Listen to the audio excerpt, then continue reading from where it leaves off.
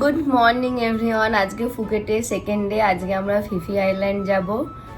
আদিও ঘুম থেকে উঠে পড়েছে, আমিও ঘুম থেকে উঠে রেডি হয়ে গেছি। এবার ব্রেকফাস্ট করতে যাব। আদি ব্রেকফাস্ট ডান, লেটস গো।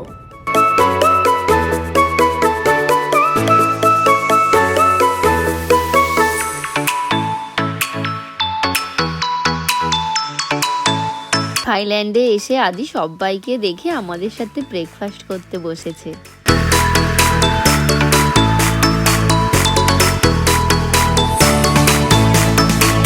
আমরা রেডি হয়ে গেছি ফুকেটে যাওয়ার জন্য। আর এখানে আজকে হচ্ছে একটু রেনি ওয়েদার। আজকে মেবি সারাদিনই একটু রেনি ওয়েদার হতে পারে।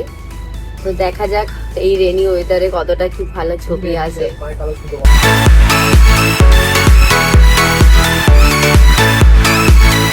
আজকে বোটে ওঠার জন্য আমরা চলে এসেছি এখানে।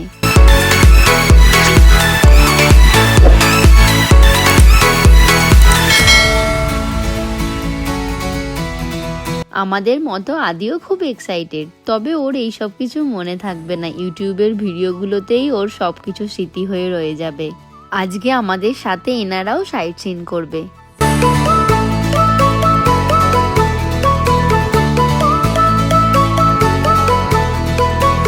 ফাইনালি আজকের জার্নি শুরু হলো। I am very very excited.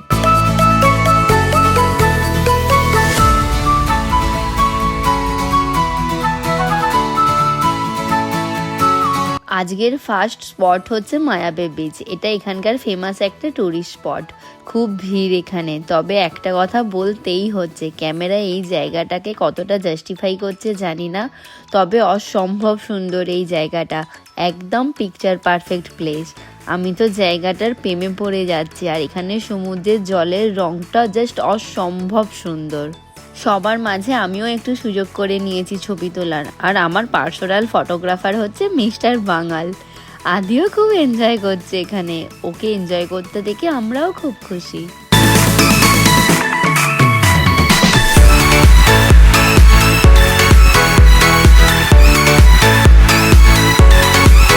মায়াবে beach ঘুরে আমরা নেক্সট স্পট ফিফি ডনে যাই। তোমাদের সবার সাথে একটা তথ্য শেয়ার করছি। এখানে লং টেল বোট ভাড়া নেওয়া যায়। আর এই বোটটা 40 মিনিট ঘোরাবে। এই বোটে তুমি পার্সোনাল বোটও হায়ার করতে পারো বা সবার সাথেও ঘুরতে পারো। সবার সাথে ঘুরলে একটা বোটে 12 জন ধরে। সেখানে পার হেড 400 ভাট লাগে। আর পার্সোনাল বোট ভাড়া নিলে 2200 ভাট লাগবে। আমরা পার্সোনাল বোট নিয়েছি। এখানে ফটোশুট হচ্ছে, গাইড করছে সুমন, ক্যামেরাম্যান আমাদের কৌশিক দলুই, আর মডেল হচ্ছে ঋত্বিকা বাগ, আর দর্শক হচ্ছে আমাদের আদি এন্ড। আজকে আমরা একটার পর একটা ফটোজেনিক প্লেসে ঘুরছি। এবার তো মনে হচ্ছে ফোন হ্যাং করে যাবে পুরো। Bye bye. নেক্সট স্পটে যাওয়ার সময় আমাদের স্ন্যাক্স আর বিস্কুট দিচ্ছে বোট থেকে।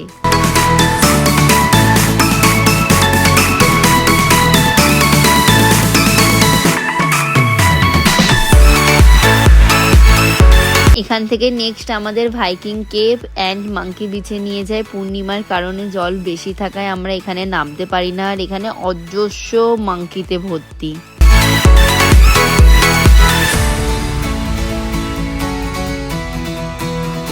সমুদ্রে বোট হাই স্পিডে চলায় আমরা বোটের ভিতরে যারা বসেছিলাম প্লাস যারা বাইরে বসেছিল সবাই অর্ধেকের বেশি ভিজে গেছি। এখান থেকে আমাদের লাঞ্চ করতে নিয়ে আসে। আমাদের মতো অনেকেই এখানে লাঞ্চ করতে এসেছে। ভিড় থাকায় বাইরে ওয়েট করছি আমরা। আর এটা পুরো বাফেট সিস্টেম।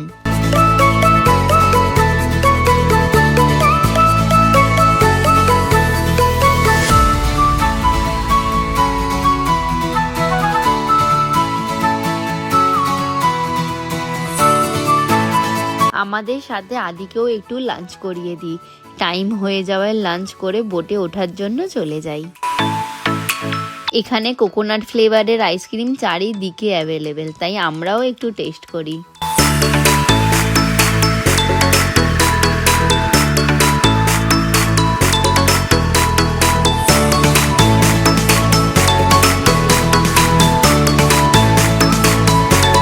আজকের লাস্ট স্পট খাই আইল্যান্ড। এখানে অনেক অ্যাক্টিভিটি করার অপশান ছিল, কিন্তু হালকা বৃষ্টি পড়ায় আমরা বসে বিচের বিউটিটা এনজয় করছি। আজকের মতো ঘোরা শেষ, এবার বোটে উঠবো।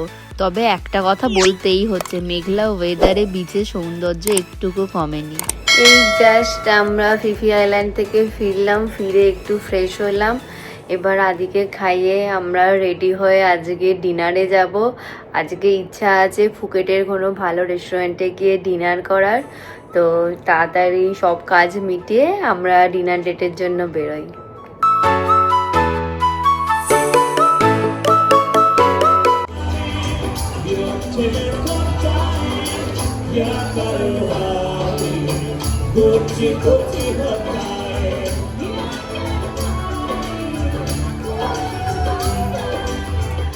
থাইল্যান্ডে এসে এসআরকের মুভির গান শুনে আমি তো খুব এক্সাইটেড। জায়গাটার ভাইবটাও একটু এনজয় করে মেনু দেখে ডিনার অর্ডার দিই।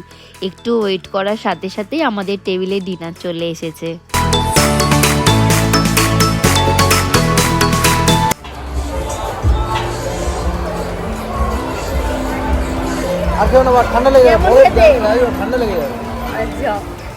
সবকটা খাবারই খুব টেস্টি। প্রাইস একটু হাই, তবে কোয়ান্টিটি আর কোয়ালিটি নিয়ে কোনো কথা হবে না। একদম দেরি না করে খেতে শুরু করে দিয়েছি সবাই।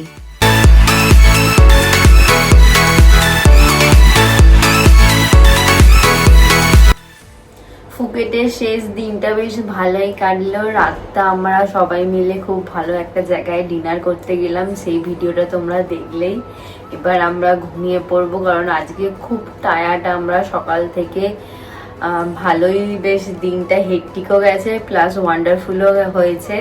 তো সেই জন্য এবার আমরা টায়ার্ড হয়ে পড়েছি, এবার ঘুমিয়ে পড়বো। আর কালকে আমাদের ফ্লাইট আছে, আমরা ব্যাংকক হয়ে পাটায়া যাব। তো কালকের জার্নিটাও একটু লং হবে, তো তার জন্য একটু রেস্টের দরকার। যদিও ঘুরতে এলে রেস্ট আর হয় না, তাও একটু রেস্টের শরীরের দরকার। তো এবার ঘুমিয়ে পড়বো। Good night, tata.